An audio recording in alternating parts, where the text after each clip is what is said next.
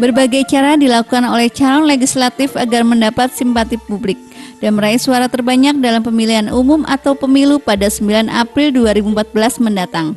Salah satu diantaranya yakni dengan cara bertatap muka serta temu bicara dengan warga masyarakat. Seperti yang dilakukan oleh salah seorang calon legislatif DPR RI Partai Golkar daerah pemilihan Jabar 8 dengan nomor urut 8 yakni Haja Yunis Eva Sophia. Calon yang daerah pemilihannya meliputi kota dan Kabupaten Cirebon serta Kabupaten Indramayu ini lebih memilih bertatap muka dan temu bicara dengan warga masyarakat agar lebih berinteraksi juga selalu dekat dengan konstituennya. Haja Yunis Eva Sophia dalam pencalonan dirinya sebagai anggota DPR RI Partai Golkar daerah pemilihan Jabar 8 dengan nomor urut 8 ini mengusung program pembangunannya yakni cita-cita 3 pendekar ekonomi rakyat. Programnya itu yakni melatih rakyat membuat nugget ayam dan ikan secara gratis, memberi penyuluhan gratis kepada rakyat untuk budidaya ikan lele, ikan nila, ikan mas, dan budidaya lainnya, membeli nugget dan ikan hasil produksi rakyat dan membantu memasarkan ikan hasil budidaya rakyat.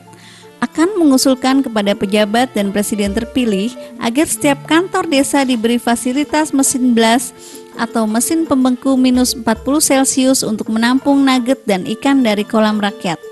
Dengan demikian, warga Cirebon dan Indramayu yang minim ekonomi akan meningkatkan penghasilannya. Karena jika perekonomian rakyat meningkat, maka semua pedagang di Cirebon dan Indramayu akan laku keras dagangannya, serta secara otomatis roda perekonomian di Cirebon dan Indramayu dapat berputar cepat. Selain itu, dalam tatap muka dan temu bicara dengan warga, Haja Yunis Eva Sophia pun mensosialisasikan daftar calon legislatif Partai Golkar serta tata cara pencoblosannya. Jadi yang dicoblos nomor 6-nya harus dicoblos. Karena kalau tidak dicoblos, Pak Muhammad Ali nggak bisa jadi anggota dewan. Jadi harus dicoblos nomor 6-nya. Ya, harus dicoblos yang di bawah Golkar. Anggota DPR RI Partai Golkar dari pemilihan Jabar 8 dengan nomor urut 8 ini lebih lanjut menyatakan bahwa visi misinya ini murni ingin menolong rakyat agar terangkat perekonomiannya. Ingin ke Senayan itu hanya karena saya ingin menolong rakyat sebetulnya, yaitu terutama masalah sembako. Beras itu bisa mas dengan harga yang murah karena kita bisa impor dari Vietnam. Vietnam harganya tentu lebih mahal dari Indonesia sebenarnya, dan kita bisa membuat Indonesia ini beras lebih murah, yaitu dengan cara kita bikin pupuknya itu dari yang lokal, anti hamanya dari yang lokal, jadi semua dengan bahan lokal, dan itu akan mengakibatkan harga beras itu nanti murah dan terjangkau oleh masyarakat.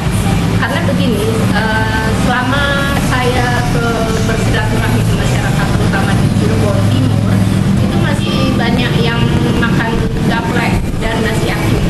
Juga di Jatibarang, jadi saya menemukan masyarakat yang makan nasi aking karena katanya beras mahal.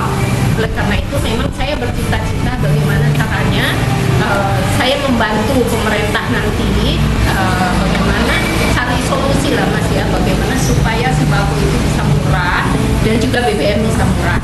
Sementara itu, dalam setiap tatap muka dan temu bicara, ini pun selalu mengikut sertakan anaknya yang bernama Muhammad Ali Sabri, yang juga sebagai calon legislatif Partai Golkar daerah pemilihan 2 DPRD Kabupaten Cirebon dengan nomor urut 6 yang meliputi Arjawinangun, Gegesik, Kaliwedi, Kapetakan, dan Susukan. Warga masyarakat pun diminta agar tidak golput pada pemilu 9 April 2014 mendatang. Saya menghimbau kepada masyarakat, terutama dapil saya, Cirebon dan Indramayu, ya, agar mensukseskan pemilu tanggal 9 April ya 2014 agar